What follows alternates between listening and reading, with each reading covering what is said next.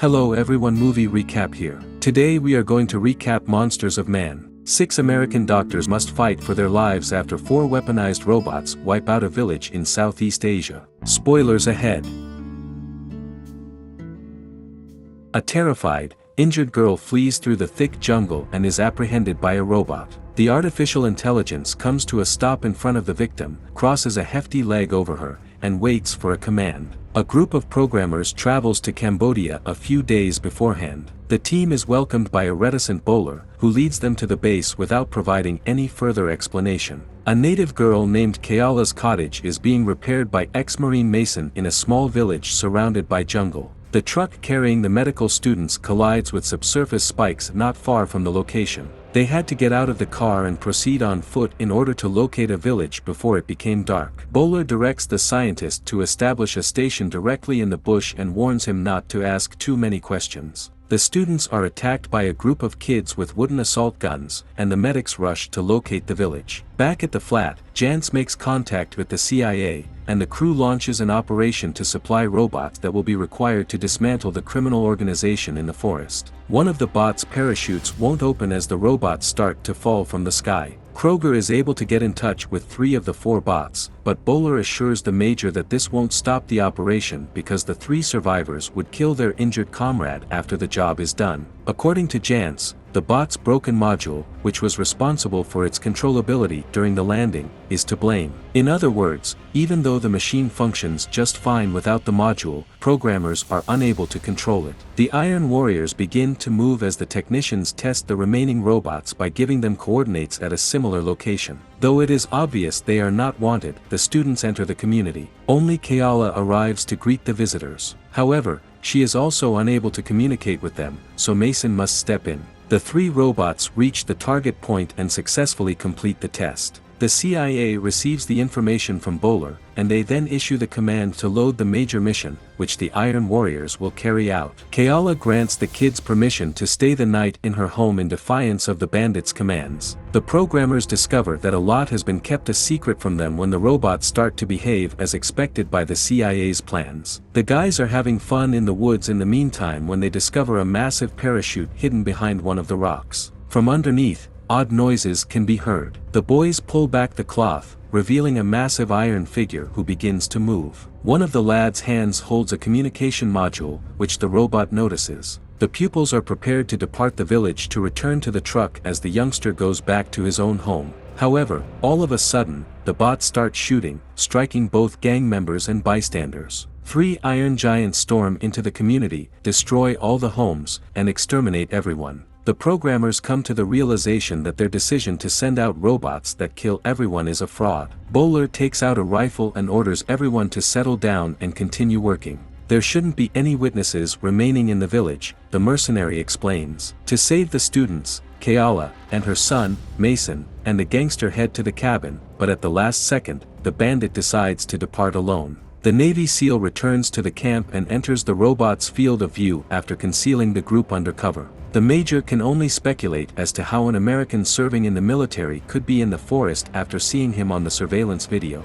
The agents notice an entire group of American citizens on the screen when the commander commands Boller to temporarily cease the robot's aggressiveness so they may get a better look. Boller regrets it, but there is nothing they can do but get rid of anyone who might reveal too much. In the village, a 4th robot without a communication module appears. The tablet of the kids is connected, and it scans images of the boy. The iron guy chases after a pupil who tries to flee from him and drags his leg over her when he finally catches up to her. The robot becomes out of control and butchers the girl even though none of the programmers give it any orders. The group spends the night hidden in a cave between some rocks, but one of the kids wanders off and gets hurt. The robot finds the victim despite his attempts to conceal it, and an inhuman scream reverberates across the jungle. A 4th robot makes contact with the command center and begins downloading materials without requesting authorization. Boller commands the programmers to stop it, but the bot is entirely out of control without the module. The system recognizes what is happening and rejects access, despite the CIA's command to destroy it by sending it a self-destruct code. Boller removes all the wires from the computers as he starts to worry. The programmers decide to create a new software after having a discussion so that the other 3 robots can destroy the 4th, which has lost control. To complete the mission, the robots go back to the camp.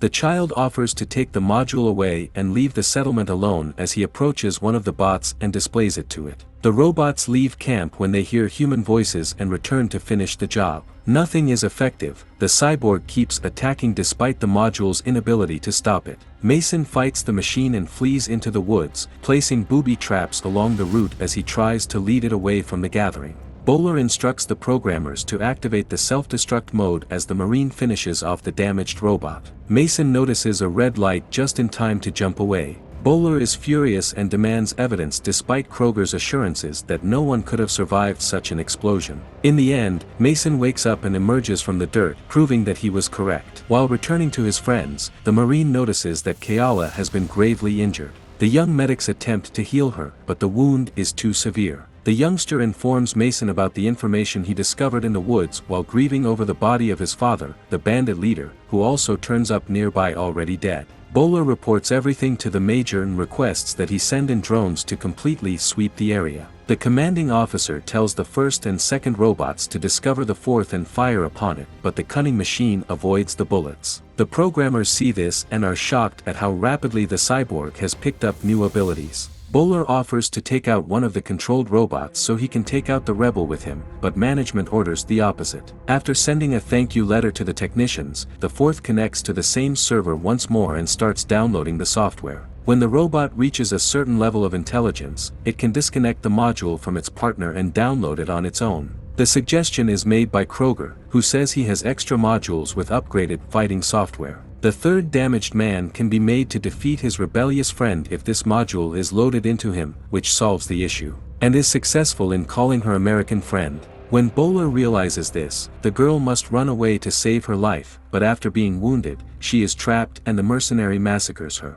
When he is finished with Anne, Boller hangs up and makes a call to the number the girl was able to reach, telling the hitman to cover his traces, which he does without delay. As danger looms, Boller exposes a betrayal and urges relocation. Mason's ingenious liana climb helps the team ascend safely, except for Jordan. He's cornered by a relentless robot, narrowly avoiding tragedy thanks to his girlfriend's timely intervention. With teamwork, they lift Jordan and fend off the bot temporarily. An adrenaline-fueled chase unfolds, Jordan's rock throw stalling the bot briefly. Courage and unity hold the key to survival in this gripping escapade. Boller leads the programmers to their new hideout, using family photos to deter escape. The plan unfolds. Boller implants a communication chip in the robot, which springs to life upon installation, bidding farewell and vanishing into the jungle. A quick break ensues. The team's focus shifts when a blind cave dweller appears, guiding them to a safer nook. After gathering strength, the Marine scouts ahead.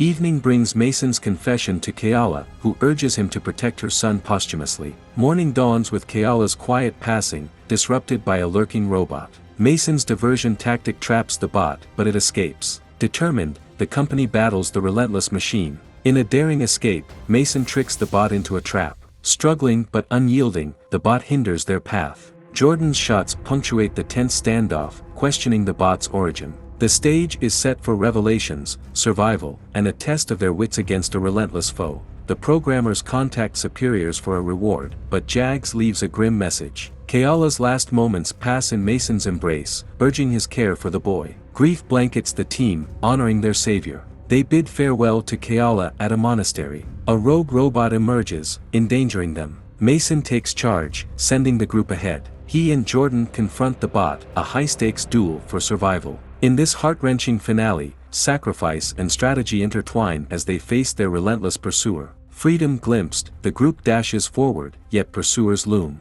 Boller trails the 3rd, aiming to silence threats. Kroger connects, 3 robots closing in. Mason deciphers their secret, a beacon in the boy's backpack. Mason takes a gamble, tossing the module, but survival eludes them. After saving the man, Mason ends up in the robot's hands and appears to be done. But at that precise second, the bot is attacked by his teammate, and a separate conflict between the cyborg starts. The technicians are at odds with one another as well because Kroger wants his friend to see the situation through to the end so that none of their relatives suffer harm. The Iron Man leaves the robot and approaches Mason, calling out to him in a human voice. The programmers have to disable it so that the rebel cannot download the complete system into himself while the Major observes what is happening. When a failed excursion results in the death of another student, the girls collapse next to his body after understanding they can do nothing to save him. The bot inquires about the Marine's purpose in an effort to comprehend why he is putting the boy's life ahead of his own. The fourth surviving cyborg interrupts the robot's philosophical reflections and forces him to resume his struggle for dominance. The robot then wonders if he could also be alive. The cyborgs are occupied with each other, so Mason rushes his pals to flee. However, Boller appears behind them. The Marine instructs the man to flee and protect his companions while he fights back this time because Jordan is the one who gets harmed. The Marine convinces Boller to fight like a genuine man when he is about to fire the gun. The mercenary is taken down as a bot that has gone to Mason's aid clutches his leg. The CIA major instructs the programmers to blow up the cyborgs so that everything ends at once when everyone has arrived at the same location. Although the software forbids it, Kroger would dearly love to do it. In order to give Mason enough time to find his comrades' hiding places, the fourth himself triggers self-destruct mode. Boller believes he has time to disarm the device, but after a few seconds, the blast is still audible. Even though the CIA major is incensed, he understands that he will be forced to take part in the horrific experience. In addition, the programmers observe that the fourth did succeed in downloading the data, but they are unable to ascertain how because the major dismisses the technicians with excessive knowledge before they can do so. The survivors leave the bush while grieving for their lost companions. Mason notices the youngster and knows all he can do is look at him. We really hope you enjoyed today's recap of Monsters of Man. Please leave a comment below on what you loved about the movie and why. Be sure to like the video and please don't forget to support our channel by subscribing so you don't miss any amazing content. Until next time, lights, camera, action. We look forward to seeing you in our next video.